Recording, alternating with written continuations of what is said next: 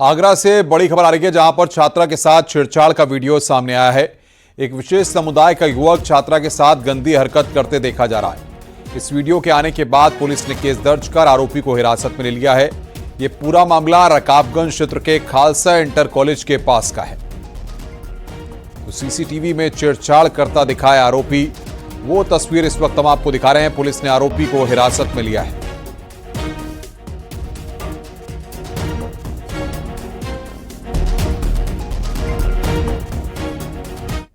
कुशीनगर में दंपति ने की आत्महत्या। आपसी विवाद में पति पत्नी ने दी जान। अलग अलग कमरे में लटका मिला शव। पुलिस ने शव को पोस्टमार्टम के लिए भेजा है। नेबुआ नौरंगिया थाना के मोती छपरा गांव का यह पूरा मामला है। तो अलग अलग कमरे में लटका मिला है शव। आगरा में एक व्यापारी के साथ लाखों की ठगी का मामला सामने आया है।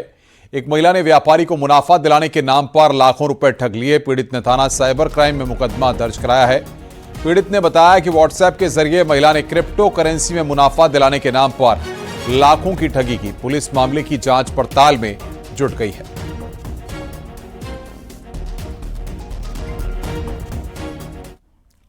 भदोई में पुलिस ने 18 लाख रुपए के चोरी के माल के साथ 2 आरोपियों को गिरफ्तार किया है। बताया जाता है कि कानपुर से एक ट्रांसपोर्ट कंपनी का ट्रक कोलकाता जा रहा था। इसको ट्रक चालक की मदद से गायब कर दिया गया था। ट्रक में जर्दा और पान मसाला लदा हुआ था। पुलिस ने मामले में मुकदमा दर्ज कर ट्रक में लदे जीपीएस डिवाइस की मदद से ट्रक को बरामद किया है। मौके से विजय सिंह और महेंद्र सिंह को गिरफ्तार किया गया है।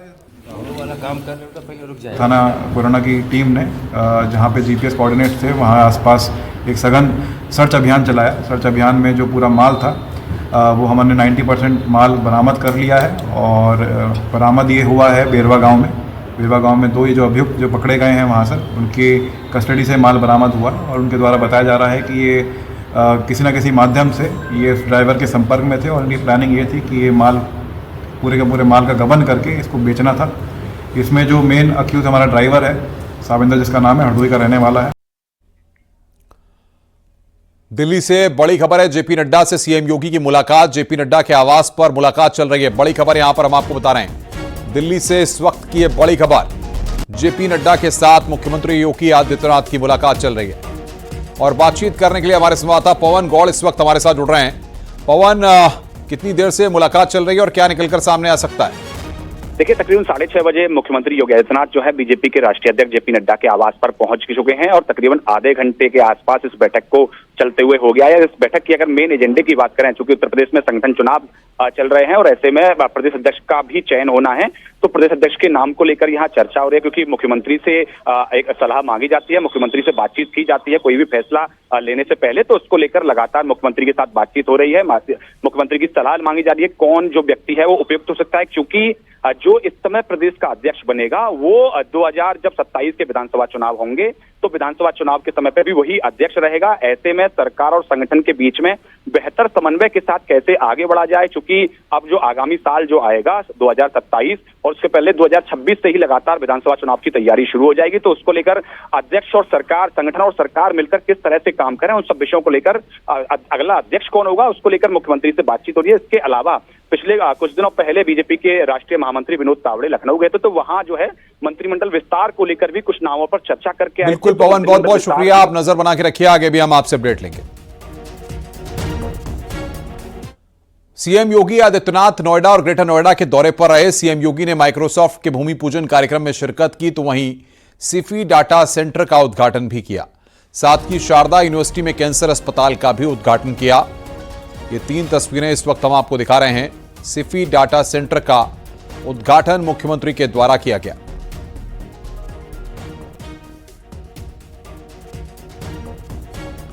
ग्रेटर नोएडा में महाराणा प्रताप की प्रतिमा के अनावरण के मौके पर सीएम योगी ने बड़ा बयान दिया है। सीएम योगी ने कहा कि राष्ट्र नायकों का सम्मान होना चाहिए, सम्मान नहीं देने वालों का इलाज होना चाहिए। नायक तो महाराणा हैं, अकबर नहीं, नायक शिवाजी हैं, औरंगजेब नहीं हो सकता। ये लोग सनातन को खत्म करने के लिए आए थे और सनातन को रौंदने वाले राष्ट्र नायक नहीं हो सकते। ये नायक तो महाराणा है, महाराणा, अकबर नायक नहीं हो सकता। नायक छत्रपति शिवाजी महाराज हैं, जिन्होंने औरंगजेब को घुटने टेकने के लिए मजबूर किया और घुटते घुटते बेमौत मरने के लिए मजबूर कर दिया था। इसलिए नायक छत्रपति शिवाजी महाराज हैं, औरंगजेब नहीं हो सकता है। बहनों और भाइयों, जो सनातन धर्म को नष्ट करने के लिए आए हो, जिन्होंने भारत की धर्म और संस्कृति को नष्ट करने का कुत्सित प्रयास किया हो, जिन्होंने भारत की सनातन परंपरा को रौंदने के लिए तमाम षड्यंत्र किए हो, वे भारत के राष्ट्र नायक नहीं हो सकते, कभी नहीं हो सकते, कतई नहीं हो सकते। हम राष्ट्र नायक उसको मानते हैं जिन्होंने राष्ट्र और धर्म के लिए कुछ समर्पित किया हो। महाराणा प्रताप का योगदान, छत्रपति शिवाजी महाराज का योगदान और गुरु गोविंद सिंह जी महाराज का योगदान इस दिशा में अविस्मरणीय है। आने वाली पीढ़ी के लिए, वर्तमान पीढ़ी के साथ साथ आने वाली पीढ़ी के लिए सदैव प्रेरणा का एक नया स्रोत बना रहेगा। सीएम योगी यहां पर माइक्रोसॉफ्ट कंपनी के भूमि पूजन समारोह में शामिल हुए। इस मौके पर सीएम योगी ने कहा कि उत्तर प्रदेश निवेश के लिए बेहतरीन डेस्टिनेशन है। उन्होंने कहा कि आज नोएडा, ग्रेटर नोएडा में बड़े पैमाने पर मोबाइल का उत्पादन हो रहा है। उत्तर प्रदेश का नोएडा और ग्रेटर नोएडा तेजी के साथ इलेक्ट्रॉनिक मैन्युफैक्चरिंग के एक हब के रूप में उभरा है और इस दिशा में हम लोगों ने तेजी के साथ कार्यक्रम को आगे बढ़ाया है। उत्तर प्रदेश में हम लोगों ने जो भी कदम बढ़ाए हैं, आज उसके बहुत सारे परिणाम आए हैं और मैं खास तौर पर आपको इस बारे में बताना चाहूँगा कि अभी हाल ही में दुनिया की जो सबसे बड़ी गैदरिंग थी, महाकुंभ प्रयागराज, यह आर्टिफिशियल का सबसे बड़ा केंद्र बनकर के उभरा है। आपने देखा होगा कि कैसे हम लोगों ने इस पूरे क्षेत्र को, महाकुंभ को एआई की नवीन तकनीक के साथ हमने इसका भरपूर उपयोग महाकुंभ के दौरान किया था। इससे पहले सीएम योगी ने सिफी डाटा सेंटर का उद्घाटन किया। इस मौके पर सीएम योगी ने मौजूदा समय में टेक्नोलॉजी के महत्व के बारे में लोगों को बताया। तो सिफी डाटा सेंटर का उद्घाटन यहां पर मुख्यमंत्री के द्वारा किया गया, वो तस्वीर हम आपको दिखा रहे हैं।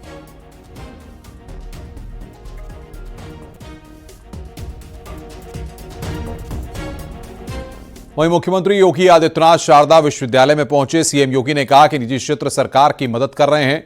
शारदा में कैंसर अस्पताल खुलने से एम्स नहीं जाना होगा। साथ ही सीएम योगी ने कहा कि 10 साल में एम्स की संख्या बढ़ गई है। आज प्रदेश में 40 मेडिकल कॉलेज हैं, 22 एम्स अस्पताल हमारी सरकार चला रही है। हर जनपद में सिटी और एमआरआई की व्यवस्था शुरू हुई है। सीएम योगी ने कहा कि ग्रामीण क्षेत्र में भी सुविधाएं बढ़ाई जा रही हैं। प्रदेश में सभी आशा वर्कर, आंगनबाड़ी, गांव के चौकीदार का 5 लाख का बीमा किया जा रहा है।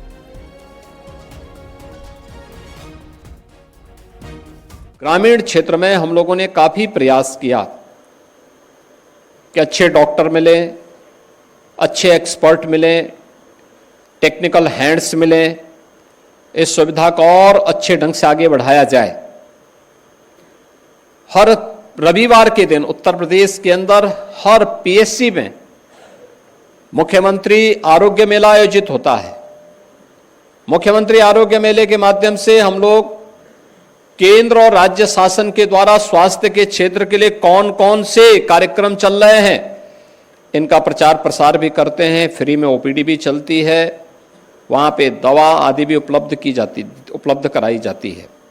मेरा मानना है कि आज प्रधानमंत्री आयुष्मान भारत की स्कीम, मुख्यमंत्री जन आरोग्य योजना की स्कीम, ये देश के अंदर सर्वाधिक उत्तर प्रदेश के अंदर हम लोग उपलब्ध करा रहे हैं। अब तक हम लोग लगभग 10 करोड़ लोगों को इसके गोल्डन कार्ड भी उपलब्ध करवा चुके हैं। इतने बड़े पैमाने पर ये गोल्डन कार्ड जो उपलब्ध कराने की व्यवस्था की गई है, यानी स्वास्थ्य की सुविधा हर एक व्यक्ति के लिए सुलभ हो सकती है। और इस बार के बजट में हम लोगों ने एक व्यवस्था की है, प्रदेश भर की जितनी आशा वर्कर होंगे, जितने भी आंगनवाड़ी हैं, एएनएम हैं, होमगार्ड हैं, पीआईडी के जवान हैं, जितने भी गांव के चौकीदार हैं, जितने भी संविदा के कर्मी होंगे, इन सब को भी हम 5 लाख रुपए की आयुष्मान भारत की स्कीम के साथ जोड़ने का काम कर रहे हैं, जिससे वे किसी भी पैनल्ड हॉस्पिटल में जाकर के अपना स्वास्थ्य का उपचार करा सकते हैं। बागपत से खबर है, मोहम्मद शमी पर नंदकिशोर गुर्जर का बयान आया है। फतवा वाले सऊदी अरब चले जाएं। नंदकिशोर ने यह बात कही है। शमी को लेकर मौलाना बकवास कर रहे हैं, पानी पीना कोई अपराध नहीं है।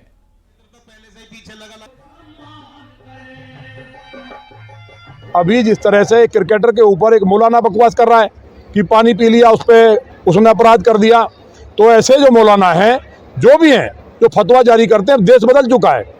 भारत के अंदर एक कानून है, देश संविधान से चलता है, तो चाहे कोई किसी धर्म जाति का व्यक्ति हो, उसको संविधान को मानना होगा। जो शरीयत के हिसाब से चलता है तो वो सऊदी अरब चला जाए। यहाँ जो फतवा जारी करेंगे उनका इलाज करने का काम सरकार कर रही है। यूपी सरकार में मंत्री असीम अरुण मुरादाबाद पहुंचकर रेप पीड़िता से मुलाकात की। इस दौरान असीम अरुण ने कहा कि पुलिस की लापरवाही की शिकायत मिली है। पीड़ित परिवार ने कब शिकायत की है, जांच की जाएगी। पीड़ित परिवार को सहायता भी दी जाएगी। दरअसल दलित लड़की को बंधक बनाकर रेप और हाथ में लिखे ओम को तेजाब से मिटाने का आरोप है। मैंने पूरी बातचीत की है परिवार के साथ में भी, पुलिस अधिकारियों के साथ भी। जो अभी तक कार्रवाई हुई है, 3 अपराधी इसमें गिरफ्तार किए गए हैं, 1 की गिरफ्तारी शेष है।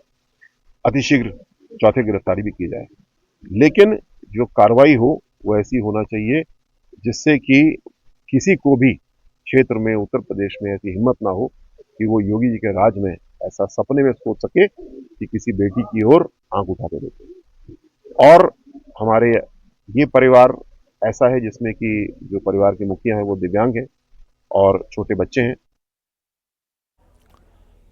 बुलंदशहर से एक बड़ा और चौंकाने वाला मामला सामने आया। समाजवादी पार्टी के पूर्व विधायक भगवान शर्मा और गुड्डू पंडित पर सपा की महिला नेता ने दुष्कर्म का गंभीर आरोप लगाया है। सपा की महिला नेता ने आरोप लगाया कि गुड्डू पंडित ने 9 वर्षों तक उसे अपने घर में बंधक बनाकर उसके साथ दुष्कर्म करने का आरोप लगाया है। पीड़ित महिला न्याय न मिलने के बाद गुड्डू पंडित के घर के सामने धरने पर बैठ गई। उनका कहना है कि जब तक उन्हें न्याय नहीं मिलेगा तब तक वो धरने पर रहेंगी। यौन शोषण की शिकार हुई हूँ। पिछले 9 साल से लगातार मेरे साथ बलात्कार हुआ है, दुष्कर्म हुआ है और मैं इसकी शिकायत लगातार करती आ रही हूँ। जिला प्रशासन की तरफ से कोई इस मामले को पता नहीं किस तरीके से दबाने की कोशिश की जा रही है और ये आरोप जो है पूर्व विधायक बाहुबली विधायक गुड्डू पंडित बाहुबली विधायक है, बहुत ही भयंकर विधायक है, जिले को पता है। उनके खिलाफ सामने कोई बोल नहीं सकता, तो मैं उनके खिलाफ जब बोलना शुरू कर दी तो मुझे बहुत ज्यादा मेरे प्रति टॉर्चर वगैरह सब किया जा रहा है। मेरी और मेरे बेटे की हत्या करने की भी कोशिश की गई थी।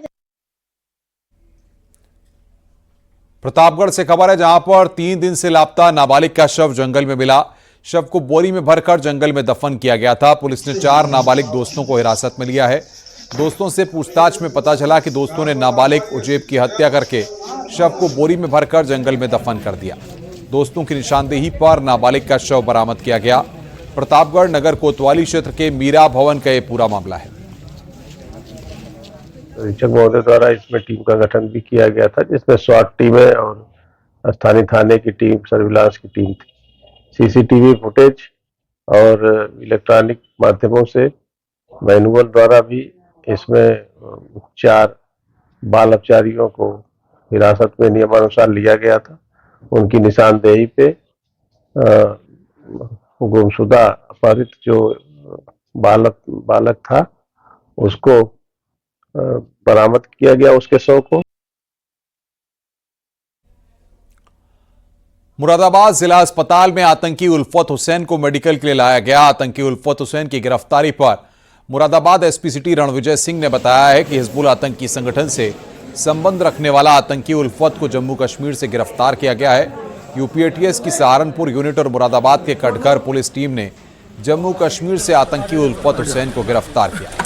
2015 में परमानेंट वारंट आतंकी के खिलाफ जारी किया गया था। आतंकी जमानत पर छूटने के बाद से लगातार फरार चल रहा था।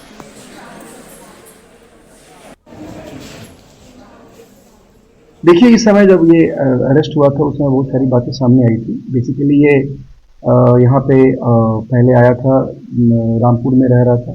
रामपुर में इसने कुछ अपनी दीनी तामील हासिल की थी और उसके बाद फिर ये असालतपुरा में यहाँ रहने लगा था, हफीज़ों वाली मस्जिद में। वहाँ पे कुछ दिन इमामियत करने के बाद ये पुनः चला गया था वापस वहाँ। ये चला गया था पूंछ अपने जो इसका पुरन कोट है जहाँ, वहाँ जाकर के फिर उसने दैनिक तमिल दी और उसके कुछ दिन के बाद ये 99 में संभव था, ये पीओके एरिया में चला गया था और पीओके में जाके इसने वहाँ पे टेररिस्ट की ट्रेनिंग ली थी। सिद्धार्थनगर में आयोजित सामूहिक विवाह समारोह में एक अनोखा मामला सामने आया, जिसमें दुल्हन शादी के मंडप में अपने जीवन साथी का इंतजार करती रही, लेकिन उसका जीवन साथी फोन पर ही शादी करने से मना कर दिया। साथ ही सामूहिक विवाह में भी आने से मना कर दिया। दूल्हे की इस हरकत से दुल्हन के परिजन काफी नाराज हुए और उन्होंने भविष्य में उस लड़के से शादी करने से भी मना कर दिया। बता दें कि बीएसए ग्राउंड में मुख्यमंत्री सामूहिक विवाह योजना के तहत सामूहिक विवाह समारोह हुआ। लड़का नहीं आया, मंडप में आया ही नहीं। नहीं। आप लोग कितने बजे आ गए थे? 11 बजे। 11 बजे। तब से फिर इंतजार किया आपने? हाँ, वहीं तक कर लिया। अच्छा, जो लड़का था उससे संपर्क साधने की कोशिश किया आपने? हाँ, फोन किए थे, बोल रहे थे नहीं आएंगे। अच्छा, फोन पे ही बोल दिया? पहले फिर कैसे तैयार हो गया? पता नहीं, साझा का हल्ले वाले। अच्छा, कल बोले थे कि आएंगे। हाँ, आप लोगों ने ऑनलाइन किया था? हाँ, आज गए हैं, बोले थे कि आज जा रहे हैं कहीं, मतलब क्या गवाही देने हैं। उन्नाव पुलिस को बड़ी सफलता हाथ लगी है। पुलिस ने लंबे समय से एटीएम बदलकर लोगों से ठगी करने वाले अंतरजनपदीय 4 ठगों को गिरफ्तार किया है। पुलिस टीम ने पकड़े गए ठगों के पास से बड़ी संख्या में एटीएम कार्ड्स, एक ब्रेजा कार और 5,000 रुपए भी बरामद किया है।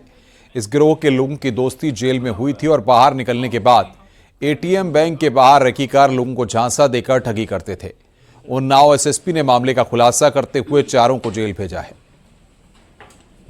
तलाश थी जिसमें हमारी टीम सर्विलांस और थाना दही की पुलिस इसमें लगातार काम कर रही थी, जिसमें 4 अभियुक्तों को गिरफ्तार किया गया है, जिनके कब्जे से एक ब्रेजा कार जिसमें एक फर्जी नंबर प्लेट लगा हुआ है और इनके पास से 169 एटीएम कार्ड बरामद हुए हैं, जिसमें दही थाना पे जो मुकदमा पंजीकृत किया गया था वो भी एटीएम कार्ड मिला है। और इनका जब आपराधिक इतिहास देखा गया है तो एक अभियुक्त के ऊपर लगभग 19 मुकदमे किसी पे हैं, किसी पे 5 मुकदमे हैं, किसी पे 7 मुकदमे हैं। अयोध्या में राम मंदिर ट्रस्ट को गलत तरीके से संपत्ति बेचने पर आरोपी के खिलाफ मुकदमा दर्ज किया गया है। कोर्ट के आदेश पर आरोपी रमाकांत पाठक के नाम मुकदमा दर्ज हुआ है। आरोपी ने नया आनंद भवन मंदिर को फर्जी दस्तावेजों के जरिए बैनामा कराया था। रमाकांत पाठक ने राम मंदिर ट्रस्ट को 6 करोड़ रुपए में नया आनंद भवन मंदिर बेचा था।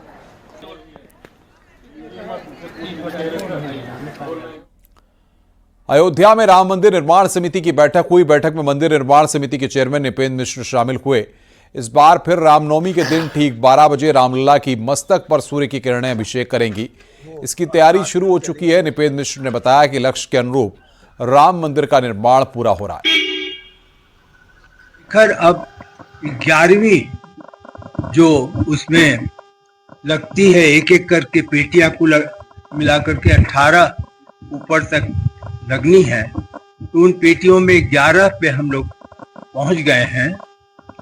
पूरे मंदिर में अब पत्थर का काम, जिसमें शिखर भी सम्मिलित है, वह लगभग 20,000 क्यूबिक फीट पत्थर लगना बाकी है।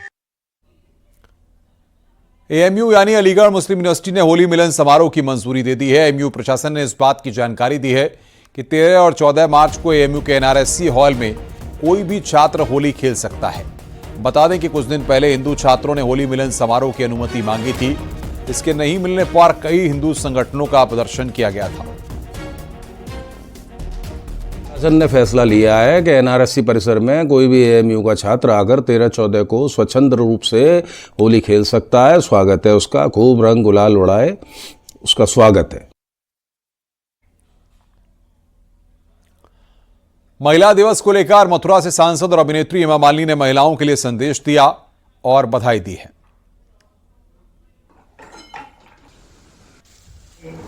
अंतर्राष्ट्रीय महिला दिवस पर मैं समस्त नारी शक्ति को नमन करती हूँ। आप सबको शुभकामनाएं देती हूँ। आप सब शक्ति स्वरूपा है, निर्बल और असहाय नहीं। आप शक्ति है, सम्मान है, गौरव है, अभिमान है।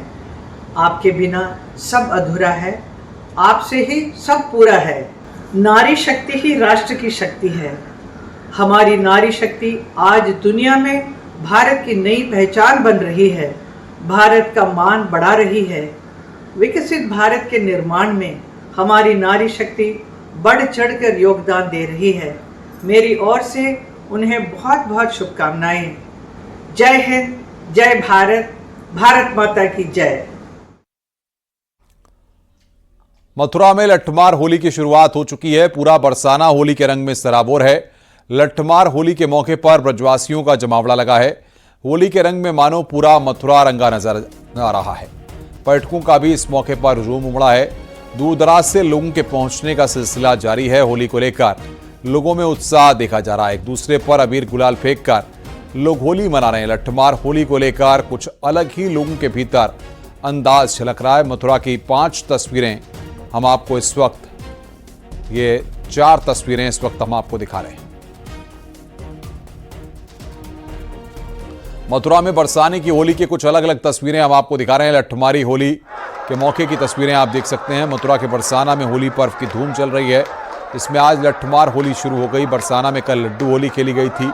बरसाने की पीली पोखर पर नंदगांव के ग्वाल कृष्ण बनकर मोर मुकुट, धोती कुर्ता और बंगलबंदी के साथ हाथों में ढाल लेकर राधा रानी मंदिर पहुंचे हैं, जहां लट्ठमार होली चल रही है। ब्रज में बरसने लगे रंग गुलाल की बौछार है। होली का ये त्योहार है। आप देख सकते हैं बरसाने की लट्ठमार होली। मथुरा में उमंग का सबसे बड़ा त्योहार। रंगों में सराबोर हैं ब्रजवासी।